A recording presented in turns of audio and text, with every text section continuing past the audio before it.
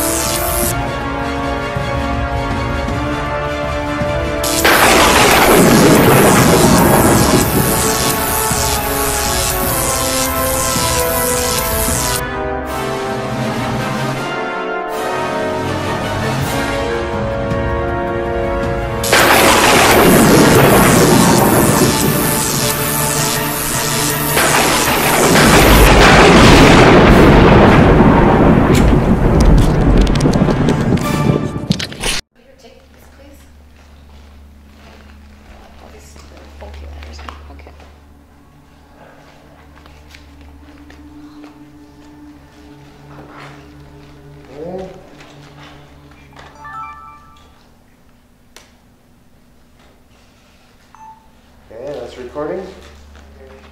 Jackie, so anyways, it's a pleasure. Nice to meet you. Sunny. All right, so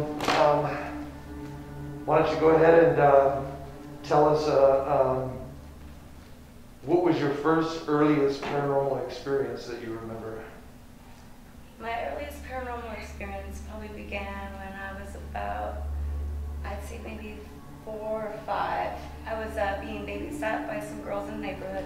My mother went out for the night, and they were older girls, so they had convinced me to play on a Ouija board. And so we all got together and we started playing on it, and a lot of weird things happened. I don't remember all of it because I was really young at the time, but ever since then I feel like I've kind of had some sort of presence or activity always around me, following me. Every house I've lived in, I've had some sort of paranormal activity happen in that house. So that's where it all began, I think, when I started playing with the Ouija board when I was about 4 years old. That's kind of like classic, you know, like the movie Exorcist, yeah. And they catch the girl playing with the Ouija board. Now, I've never used a Ouija board, I just recently got one, but I don't really see the difference between like using a spirit box, right? You know, like the SB11 spirit box or anything like that, or, you know, just trying to call out versus the actual Ouija board. But absolutely. Yeah. Anything strange happened while you were using a Ouija board? As far as I remember, yeah, the thing moved, you know, by itself, and everybody was screaming and excited, and, you know, all of us girls, because it was like probably 3 girls, I believe, myself, and then the 2 older girls that were babysitting me. They were about maybe 13 or 14 years old, and so yeah, we're all, you know, they were all screaming, but I really didn't get the concept because I was so young, so I didn't really understand, you know. I just thought it was a regular game. But it turned out that it was, you know, a Ouija board. Supernatural. Yeah, and I had no idea at the time, and then I feel like ever since, honestly, I've had a lot of strange coincidences, if you want to call that, or things that have happened, and yeah, I definitely feel some sort of presence always around me as well, good and bad.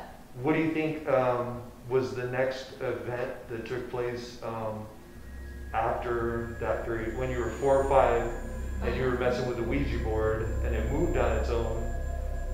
What kind of took place after that? Was this like months later, days later, years later? Probably, no, quickly after. I'd say maybe months later to about a year later. I had some strange experiences when I was younger.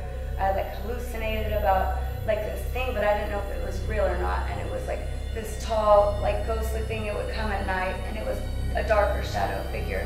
And I wasn't sure if it was, you know, something like that I was just imagining since I was little, or if it was actually there. But yeah, I had that strange coincidence with that.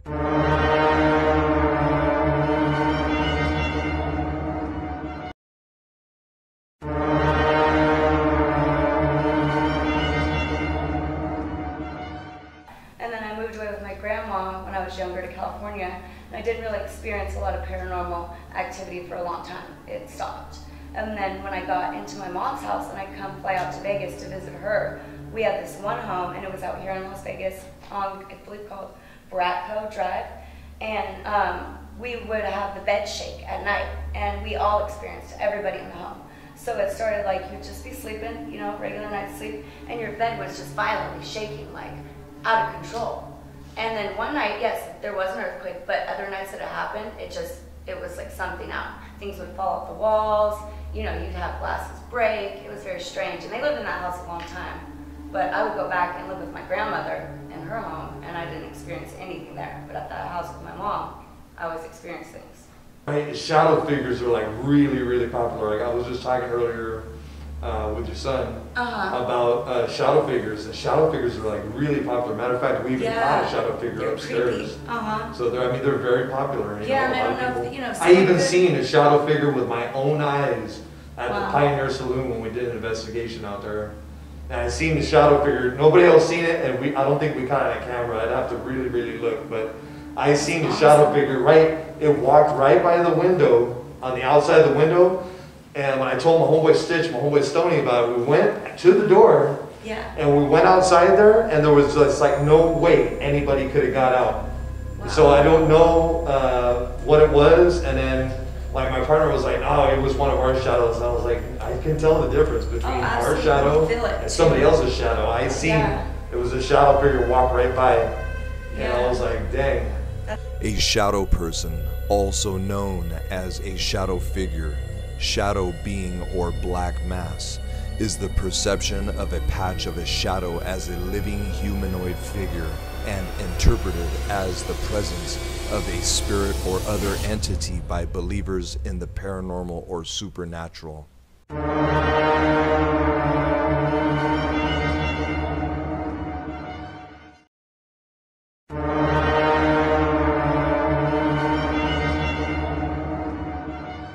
That's creepy, yeah. And they make their presence known. I think you feel it as well. It's not just being seen, but you feel it, you know, that energy or whatever they're putting out.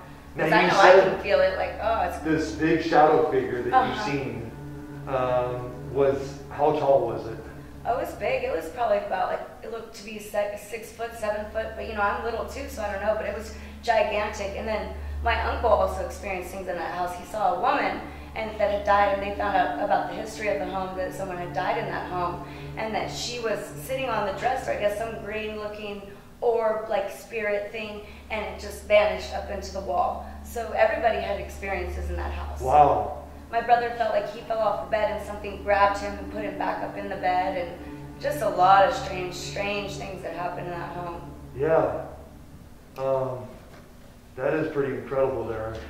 I'm really interested in this shadow figure to know more about and also, that. you speak of shadow figures and you went to the Pioneer Saloon. I went to California with my daughter when she was little, and we both saw something in the window at the home, what is it, the house? It's in Old Town. And it's one of the very popular ones.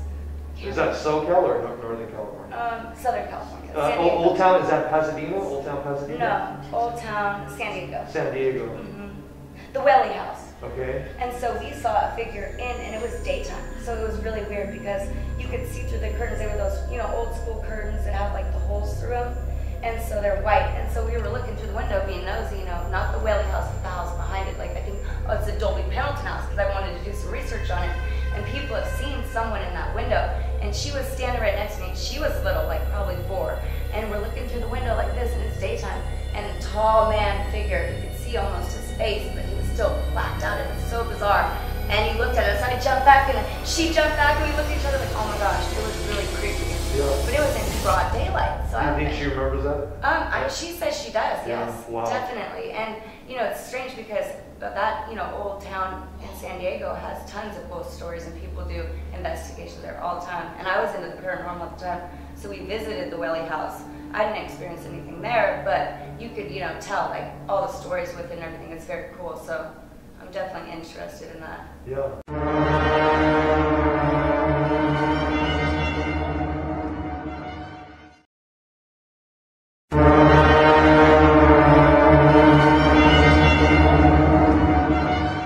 For sure. But it's pretty cool. So let's see, we did the Ouija board. Oh wow, okay. Do you want to touch a little bit more on that? Yes. Do you have anything more to add on the Ouija board? Just that, yeah, it's ever since then, that's where I think a lot of my stuff started with the paranormal activity. Who actually introduced the Ouija board to you? Just the babysitter. I The don't even babysitter, remember. you said? Yeah, with the babysitter. How old was the babysitter? 13, probably about 14. She was young too, you know. My mom would just kind of leave us, you know. Do you know anything about her? No, I don't. I've never talked to her again. You know, it was just, we stayed the night, and I didn't even get babysat by her that often, but my So mom, an outside influence that you guys weren't even really familiar with no, yeah, someone I didn't know, but they had the Ouija board. actually brought in an occult tool. No, yeah, because I went to her apartment, because we lived in townhomes out here on like Lamb and Ellis. Okay. So yeah, and she, you know, my mom dropped me off, stayed the night, whatever, paid the girl, I don't know. But you know, back then, your parents dropped you off and be like, bye. So she Right. dropped me off, and yeah, we didn't even know the people or the parents that well. But yeah, she had that. And then I had another neighbor in the neighborhood whose grandmother did tarot card readings as well. Whoa. And I'd stay the night at her house all the time. So Is that how you got turned on to the tarot yeah, my cards? mom does them too. Oh, Mhm. okay, awesome. Yeah. Is that how you got turned on to Yes, it? that's how I started doing it myself through my mother. She gifted me cards. Okay. So Yeah, I'd like to see maybe you could do a card reading for me. I can try next it, time. definitely. Yes, that'd be awesome. All right, so we did the Ouija. I don't know if Yes. there's anything more we can cover on there. And a shadow figure with the bed shaking. Yes, and things falling off the walls constantly. What kind of things have fallen off the walls? Pictures, you know. Any just- kind of like religious artifacts? Not really, because my mother didn't have anything like that in her home. She so- wasn't religious? She was religious, but She was didn't spiritual, have- but not spiritual, religious. yes. She Okay. goes a little bit both ways, Right. I believe, you know. Right. So there wasn't like But she does love crosses God. or Yeah. crucifixes and stuff? No, nothing. She didn't have anything like that in her. Okay, but pictures you said fell off Oh the yeah, wall. pictures and heavy ones too that, you know, you'd have to actually. Do you remember whose pictures fell off the wall? Or were they like... They were just regular pictures and she'd have Okay, them. not like of deceased or relatives or anything? No, nothing like that. Okay. Just regular. Because that pictures. might be like an indication of like, hey, I'm Right. here. I felt like it was a peaceful spirit, but it still wanted to just make its Some presence attention. known, kind of. I feel Right, like. I'm here. Because it never harmed anyone, you know. Right. But. Well, it'd be kind of strange right now. Like, you see, I have photographs here of my family. Yes. Like, in the middle there, I have a picture of my late grandfather, Yeah. the late, great Alex Kaminsky. Now, if that picture was to fall over right now, that might be an indication to me of, like, he's here, right? Absolutely, yeah. You know? You never know. Right. Of course, yes. So- I know what you mean. So by no that. pictures like that? No, not really. Not that I remember anyway.